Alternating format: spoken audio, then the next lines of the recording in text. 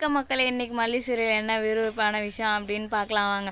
வெண்பாவை காணோன்னு சொல்லிட்டு மல்லிகிட்ட வந்து விஜய் சொல்லிடுறாரு, உங்கள் வீட்டுக்கு தான் உன்னை தேடி தான் வந்திருப்பாரு, நீ இந்த மாதிரி வெறுத்து போனதுனால தான் இந்த மாதிரிலாம் நடக்குது.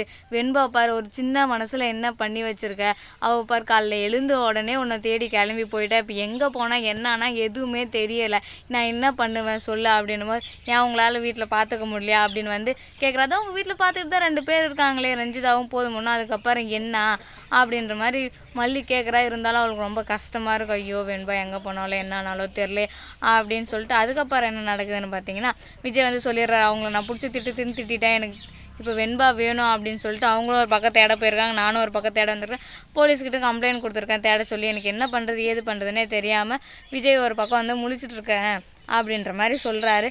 அதுக்கப்புறம் மல்லி வந்து சரி நானும் தேடுறேன் அப்படின்னு சொல்லிட்டு இந்த பக்கம் எதனா வந்தால் அவளை பிடிச்சி கூப்பிட்டுக்கிறேன் அப்படின்ற மாதிரி வந்து சொல்கிறா மல்லி. அதுக்கப்புறம் சரின்னு சொல்லிட்டு விஜய் ஃபோனை வச்சுட்டு தேட ஆரம்பிக்கிறாரு. அதுக்கப்புறம் என்ன நடக்குதுன்னு பார்த்தீங்கன்னா, மல்லியும் தேட ஆரம்பிக்கிறேன். இது வந்து பாபுக்கு நாகுக்கு தெரியாமலே போயிடுது. நாகுக்கு மட்டும் தெரியுது. நாகுக்கிட்ட மட்டும் சொல்லிட்டு போகிறேன், இப்படி நான் வெண்பாவை காணுமா, நான் போய் தேடிட்டு வரேன் அண்ணி, எங்கேயும் போக மாட்டேன் அண்ணி, நம்புங்க அண்ணி அப்படின்னு சொல்லிட்டு அவள் போகிறா. சரி நீ போ, நான் பார்த்துக்கிறேன் உங்கள் அண்ணனா அப்படின்னு சொல்லிட்டு அவளும் அமுச்சு வைக்கிறா. அதுக்கப்புறம் என்ன நடக்குதுன்னு பார்த்தீங்கன்னா, அவளும் போய் தேடுறான், விஜயும் தேடுறான், போலீஸும் தேடுறான், வெண்பாவும் எங்கேயுமே காணும். அதுக்கப்புறம் யார் வராங்கன்னு பார்த்தீங்கன்னா, நமக்கு மல்லி பார்த்த மாப்பிள்ளை வந்து அரவிந்த் வந்து கார் ஓட்டின்னு வராரு. அப்போ வந்து வெண்பா வந்து இவ கண்ணில் பட்டுடுறா.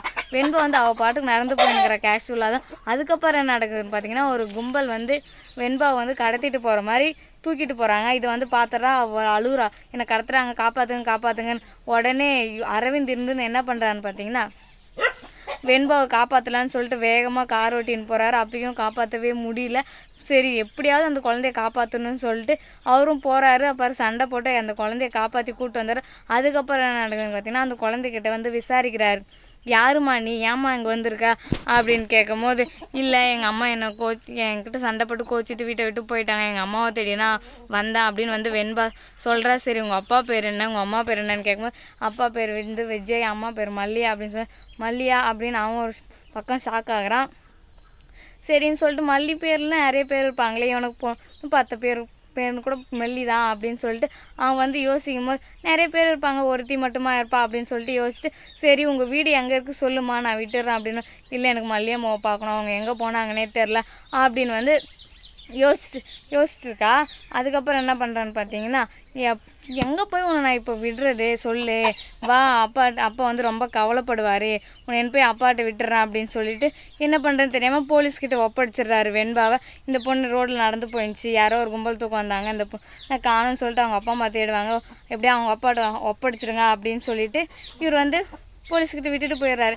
இந்த வீடியோ பிடிச்சிருந்தா லைக் பண்ணுங்கள், ஷேர் பண்ணுங்கள், கமெண்ட் மறக்காமல் நம்ம சேனலை சப்ஸ்கிரைப் பண்ணிக்கோங்க. நன்றி.